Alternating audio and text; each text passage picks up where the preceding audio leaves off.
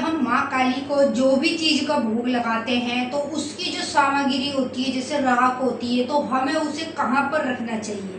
Comment आया हमारे पास जिसने हमसे ये सवाल किया कि हम माँ काली की पूजा कर रहे हैं, तो पूजा में जो भी सामग्री होती है जब हम माँ को भोग लगा देते हैं, भोग लगाने के बाद जो वो भोग की अग्यारी होती है यानी राख होती है वो हमें कहाँ रखनी चाहिए, और अन्य मंदिर की जितनी भी चीज़ें होती है वो हमें कहाँ पर रखनी चाहिए, कहाँ रखनी नहीं चाहिए, उस चीज़ का हमें क्या करना चाहिए।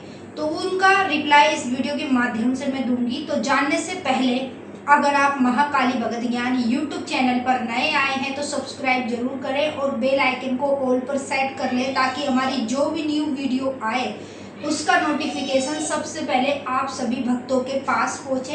अगर ये वीडियो आपको पसंद आए तो प्लीज़ लाइक कर देना, ज़्यादा से ज़्यादा शेयर करना ताकि आगे और लोगों की भी मदद हो।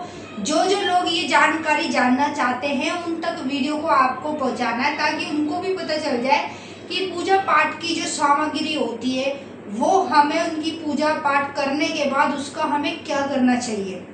तो चलिए वीडियो को शुरू करते हैं और आपको बताते हैं। जैसे आप काली माँ को भोग लगा रहे हैं, ठीक है, मान लीजिए माँ को आपने किसी भी चीज़ का भोग लगाया, चाहे वो सात्विक लगाया हो या तामसिक लगाया हो, तो हम जो भी चीज़ें माँ को अग्यारी पर चढ़ा रहे हैं वो चीज़ें चढ़ाने के बाद जब अग्यारी बुझ जाती है, ठीक उसके 2 घंटे बाद आपने क्या करना है, उन सभी चीज़ों को हाथों से इकट्ठा करके किसी पन्नी में डालना है।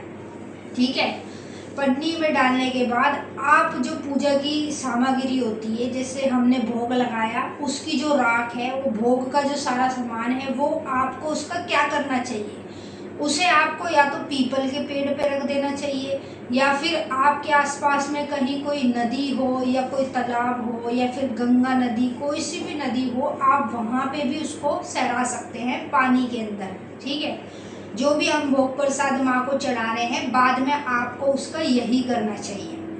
कुछ लोग क्या करते हैं कि जो पूजा की सामग्री होती है ना, चढ़ाने के बाद उसको कूड़े में फेंक देते हैं, कभी कहीं फेंक देते हैं, घर से बाहर फेंक देते हैं, जो वो अपने देवी देवता का अपमान करते हैं। उनको ऐसा नहीं करना चाहिए और 99% लोग आज के समय में ऐसा ही कर रहे हैं। जो भी पूजा पाठ का सामान होता है उसे कूड़े में जाके फेंक आते हैं। तो जो आप पूजा कर रहे हो ना वो आपकी लगनीरी है, आपकी ये गलती ना आपकी पूजा पाठ को नष्ट कर देगी। आपका काम है या तो उसे पीपल के पेड़ के पास रख के आने का या फिर किसी नदी किनारे पे सहरा के आ जाओ आप उसे।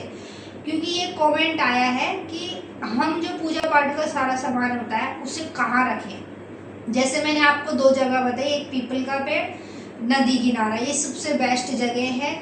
आप इन्हीं जगह पे पूजा पाठ का सामान रख सकते हैं। अदरवाइज आप ये भी पूछते हैं कि जैसे घर के मंदिर में कोई मूर्ति खंडित हो जाती है, जैसे मान लीजिए किसी भी देवी देवता की मूर्ति टूट गई, खंडित हो गई या उस पर चटक आ गई, तो फिर आपको उसका क्या करना चाहिए।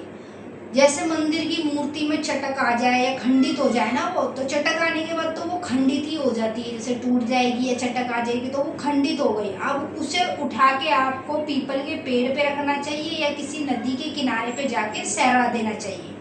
ये 2 ऐसी जगह है जहाँ पर आप पूजा पाठ की सारी सामग्री को रख के आ सकते हैं। कोई भी व्यक्ति अगर ये गलती कर रहा था ना कि जैसे अपनी पूजा पाठ का करने के बाद उसे कूड़े में फेंक देना, तो वो ये बहुत बड़ी गलती कर रहा है। इस गलती का जो दंड है ना उसको आगे तक लाइफ टाइम तक उसे भुगतना पड़ेगा। तो आप ऐसी गलती ना करें। अगर आप हमारे चैनल पर पहले से जुड़े हुए हैं और काफ़ी समय से आप हमारी वीडियोस देखते हैं तो आपको इन गलतियों को भूल से भी नहीं करना है। ठीक है, हम भी क्या करते हैं जब हम पूजा पाठ करते हैं, सारी जो सामग्री होती है उसे इकट्ठा करके हम या तो पीपल के पेड़ पे रख कर आते हैं या किसी नदी में सरा देते हैं। ज़्यादातर तो हम पीपल के पेड़ पे ही रखते हैं। तो आपको भी वैसे ही करना चाहिए और ज़रूरी नहीं कि आप भोग प्रसाद का सामान ही रखेंगे, मंदिर का कोई भी सामान हो, जैसे मूर्ति का भी मैंने बताया आपको, और भी जैसे माता की चुन्नियाँ होती हैं जो मतलब फट जाती है या कट जाती है, तो उन चुन्नियों को भी आपको पीपल पे ही रख कर आना चाहिए।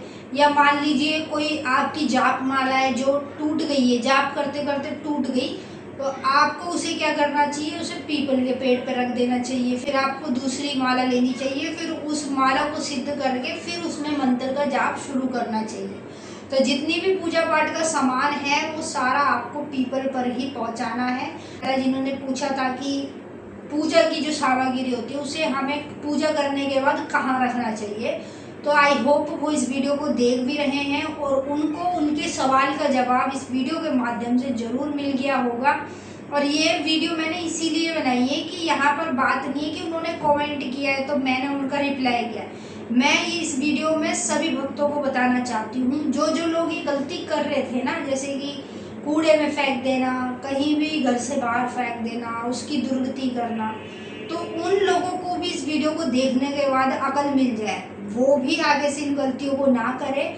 जो भी पूजा पाठ का सामान है उसे या तो पीपल पे रख कर आए या किसी नदी के किनारे पे सहरा के आए। तो चलिए हम मिलेंगे आपके साथ फिर से एक नई वीडियो के साथ। सभी भक्तों को जय माँ काली, हर हर महादेव। अगर ऐसा ही कोई भी आपका सवाल है जो आप हमसे पूछना चाहते हैं तो आप इस वीडियो में कमेंट कर सकते हैं, हम आपकी कमेंट को पढ़ेंगे। पढ़ने के बाद अगर हमें आपकी कमेंट अच्छी लगेगी तो हम उस पर भी वीडियो बनाएंगे और वीडियो के माध्यम से ही आपका जवाब देंगे।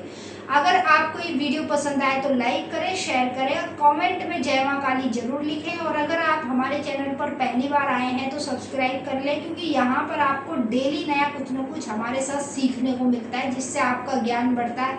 आप भक्ति पूजा पाठ में और भी कई चीज़ें बिल्कुल फ्री में हमारे साथ मिलकर सीख पाते हैं। जय माता दी, माता रानी आपका कल्याण करे, खुश रहें आप और आपका परिवार।